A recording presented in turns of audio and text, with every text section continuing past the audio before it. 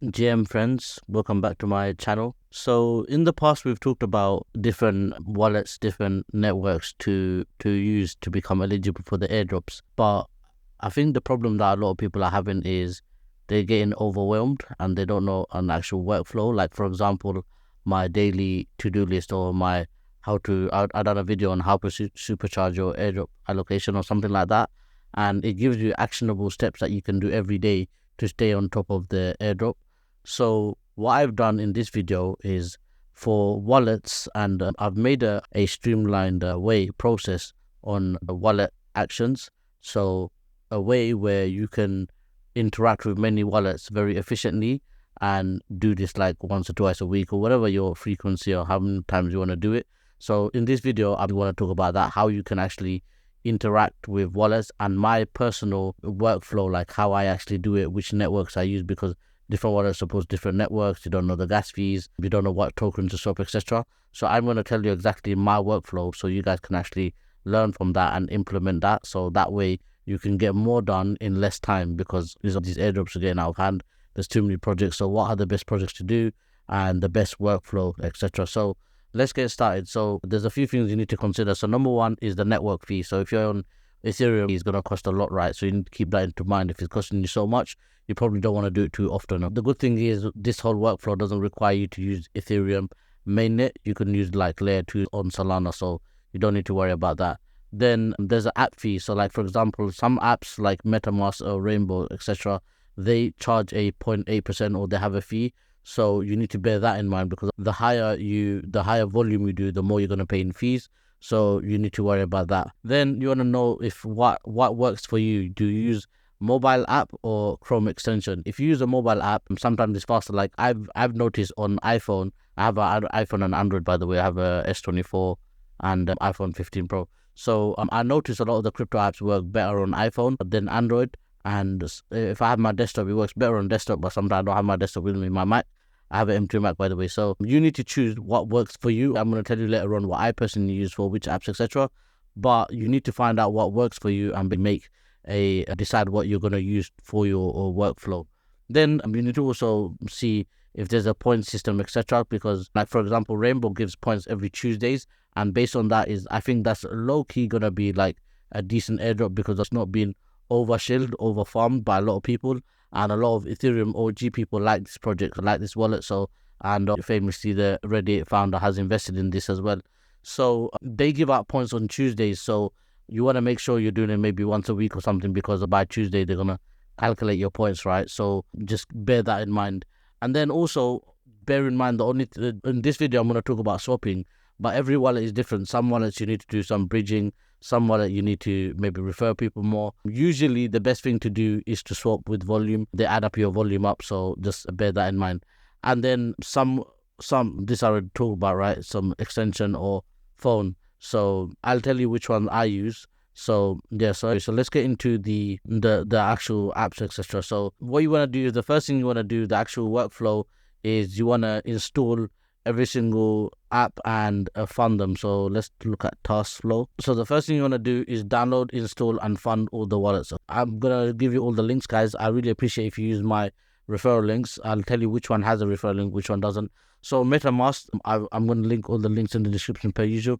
And Metamask is metamask.io. You can either get the app on the phone or you can get the extension. I find they're both good, or they're as good as each other. But sometimes the app doesn't work properly, sometimes the extension doesn't work properly. So I just have both. I've imported my wallet. Metamask is very safe. By the way, guys, all the wallets that I'm talking on these videos, I've actually imported my main wallets in them. So I trust it that much. So if you don't trust it, you don't need to use it. But I wouldn't ever talk about a project that I don't actually trust with my own funds. But per usual, guys, you can use burner wallets. But the problem with burner wallets is if they don't have a long history of transaction, it looks less like a real person. And when you want to get an airdrop, that's the last thing you want to look like, a bot. You want to look like a real person, right? So the first thing you need to do is download the wallets, install them, and send to them. So if it's Ethereum or EVM based wallet, you want to send Ethereum. You want to send it on a layer 2. You don't necessarily have to send Ethereum on a layer 1. So you can send base Ethereum, which is very cheap now after the Dunker upgrade, you send a base or Matic, one of the layer 2, the big ones, because from one layer 2 you can go to another layer 2 using a bridge like Orbiter Finance, or even some of these let you do in-app wallet. So the first thing you want to do is download the wallets, install them, send the funds. So if it's a Phantom wallet, which I'm going to talk about later on, you want to send Solana. Then use my link if you can. So you got different wallets. You got Metamask, you got Zerion, you got Rabby. So Zerion, this is the extension plus the mobile app. That's my code. So try to use my code if you can. And this is a Rainbow. That's my code on Rainbow. They also got extension or a mobile wallet. And then Slingshot only has an app, but this one is very good in terms of I think it doesn't even charge a fee when you do swaps. And the UX is one of the best I've seen. Slingshot. I don't know why they're not that famous, but they're reputable. But yeah, it's underfarmed, and the way the swapping and everything works is one of the best I've seen. It's very good wallet, this one. Then you got Phantom. This one does have a ref link, so it's got a code which I'll give in the description. Then you got Phantom, which is a famous Solana wallet. Then Jupiter is part of the workflow, and I'll talk about the Solana stuff later. So once you've got it, I'll talk about my actual workflow.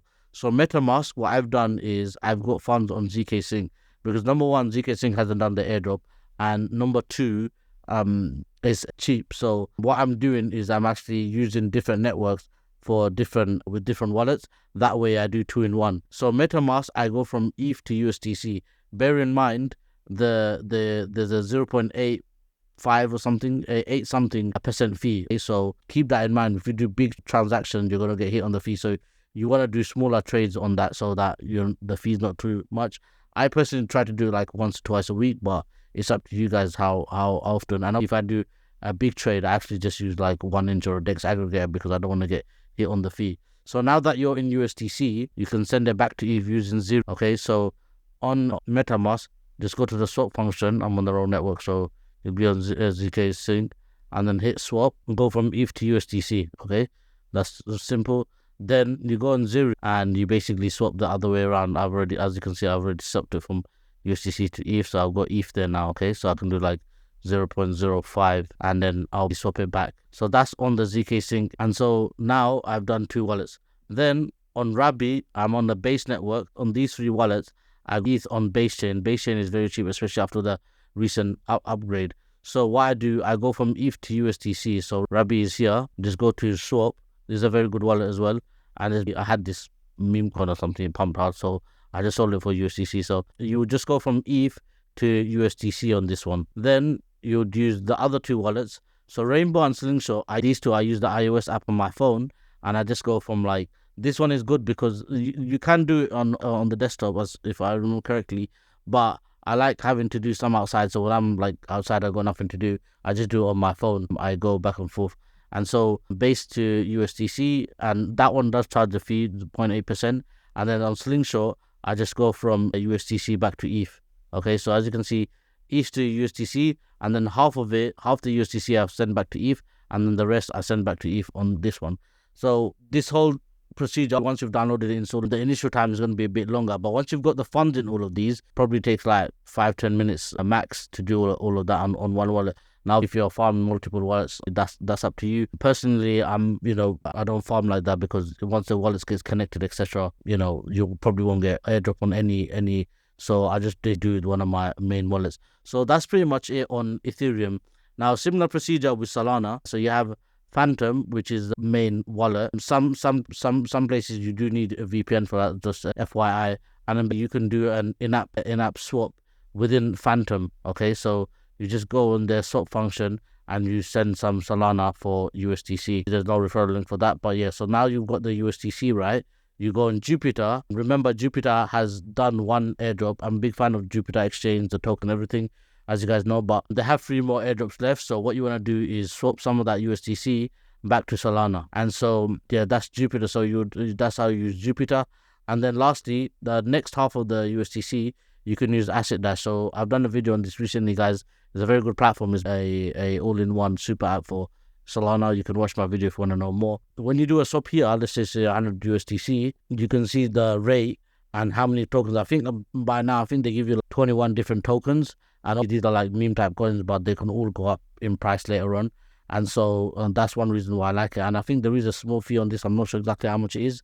But like I said, for smaller trades, these are fine. It's just when you do big trades, then you probably want to do the market price. But yeah, guys, so the way to put the referral link, go into something like market, and then go into here, your profile, and I go to invite code, and then you'll put my code in, because I think a lot of people haven't actually used my code. They just signed up, but they don't know how to implement the code. So that's where you'd go. And I think on phone, it should be similar. But yeah, guys, so that's how you do on Asset Dash. So right now we've used 3 here for Solana, and then on Ethereum we've used 1, 2, 3, 4, 5, 6. So altogether we've used 9 dApps on all the ones I've talked about, Phantom, etc. All of them have a potential airdrop. So that's 9 different airdrops that you can do within like 10, 20 minutes, half an hour, once a week or twice a week, and be eligible for all of these. Remember, it's not about all of these airdrops. They're always been you having to use the app over a long period of time, like 2-3 months. If you just use it one off, they don't really usually count. It's usually over a long period of time if you've done work, and then they add all the volumes up. So whatever volume you can do, try to increase it, or it'll add up the longer you do it. So yeah, guys, hope you got some value from this video. Do try to use my referral links. I really appreciate it, and I'll see you on the next video.